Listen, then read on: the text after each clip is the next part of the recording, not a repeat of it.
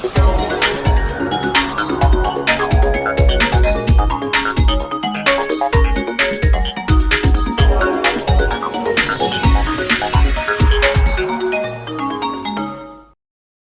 can rest assured of your child's excellent performance when you register your child with Janan Schools, Bombo Kalule Campus and Kabalagala. Due to their firm educational background, we have the best facilities in both arts and sciences, fully updated to the latest sector standards, right from Senior 1 to Senior 6, in an environment that offers a chance to apply practical skills in all fields. That include a computer lab, introducing our students to the tech world, a well-organized science laboratory, a fully stocked library with all the essential books a student may need, a model farm to equip students with all the basic knowledge in agriculture, plus extra vocational skills. We promote co-curricular activities in sports like badminton, table tennis, basketball, volleyball, chess, and many more other activities. Register your child today at both campuses in Bombo Kalule and Kabalagala campus. For more information, contact us on the numbers below.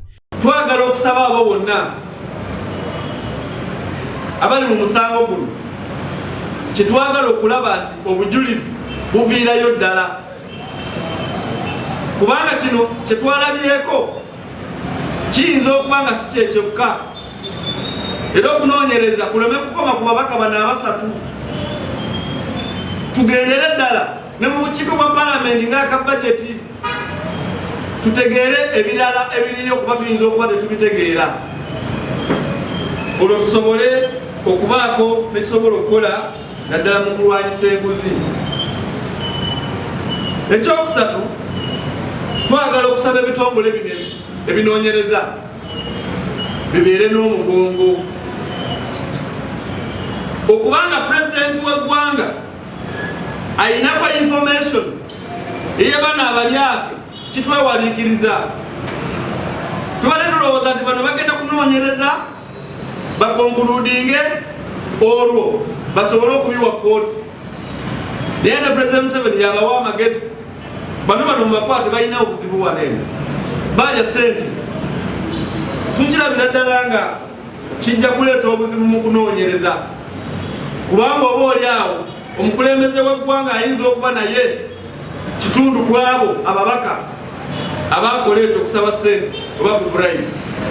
Kati bw'aba ku kitundu ku ekyo nga tumulaba nti ali ku influencinga, omusango gugenda kufa, kubanga tukimanyi bulungi ne bajeti ya influencingibwa okujja ku butabalika 58 ne buddizibwa ku butabalika 72. Kati ani ye-influencinga trillions 14 okweyongerako? So kati musajja mukulu munje mu bintu bino munoonyereze nga temusobola kumwekuusaako, kubanga naye ayinza okubawo nga naye muli wanguzi, obanga ya-influencinga ababaka bano nga bakolera ye. So n'olw'ensonga eyo tukole omulimu guno n'obwesimbu, era tukole omulimu guno nga tulina omugongo ng'ebitongole ebinoonyereza. So ate si kutulagira kuva wa pulezidenti oba kuva w'omuntu yenna, wabula tukole ebyo obukugu bye butuwa nga ebitongole ebikuumaddembe.